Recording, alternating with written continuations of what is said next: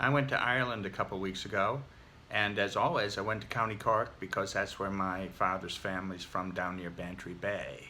But this time, before I left, my mother sent me a paper that was written by, I believe it was written by Jackie Philbrick. It was tracing some of the family roots, but this was a new part of the family I didn't know too much about before, and that's the Ahern side. So that would be our great-grandfather, my great-grandfather, David. David Ahern came from a town called Redbarn, that also is in County Cork. It's to the east of Cork City. He moved to Boston in 1898, and there he met the love of his life, Nellie, who was from County Waterford. This is the first time I've heard of any relative in Ireland who didn't come from County Cork. So it's nice we're branching out a bit. So she came from County Waterford. By the way, I have two great-grandmothers named Nellie and two grandmothers named Mary.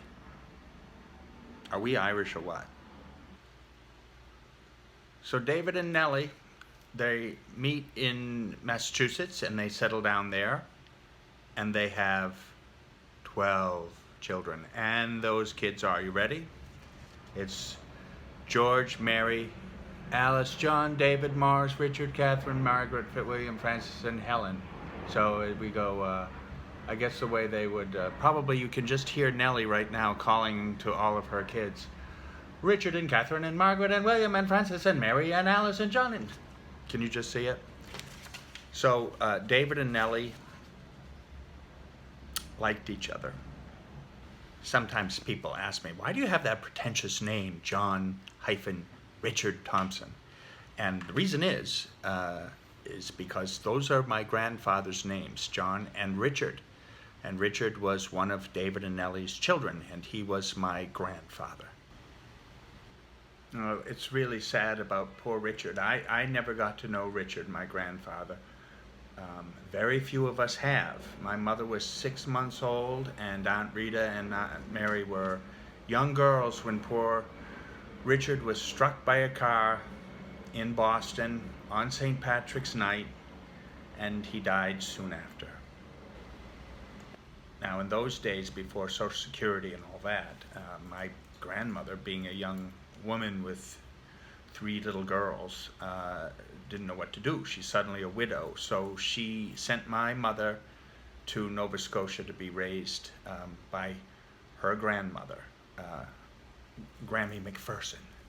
So that's a little family lore. So this little town, Redbarn, let me tell you about it. There really isn't a town. It's a little like, it reminded me a little bit of, you know, like Newcastle is beside Portsmouth, and Portsmouth sort of overshadows it. I think it's a little bit like that. It's more of an area than a town. I did see signs for Redbarn, and the most telling thing of all, but I couldn't take a picture of it because I was driving in a roundabout. It said Ahern's Fish Market. So there you go. There are Aherns there. But now let me show you what it's like. It's right on the beach.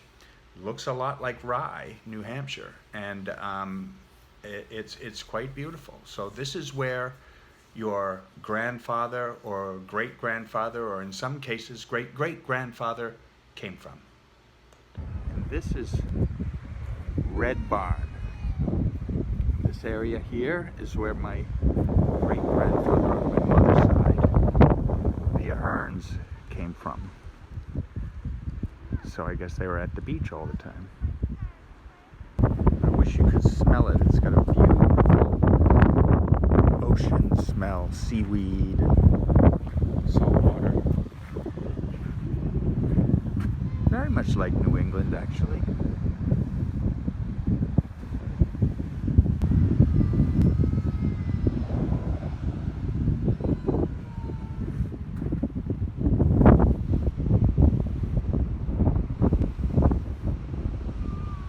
Now, you know, seeing all those rocks there, I couldn't resist, so I had to take one home. Here's a little piece of Redbarn.